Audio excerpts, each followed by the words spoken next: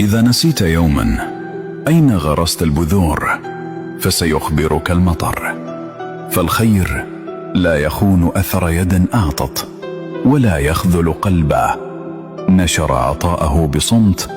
سيعود ليكشف لك طريق الخير ويذكرك بأن ما زرعت لا يموت. فالبذور وإن غاب أثرها عن الذاكرة تبقى حية في الأرض والقلوب، إلى أن تأتي لحظة يظهر فيها خير ما صنعته يداك.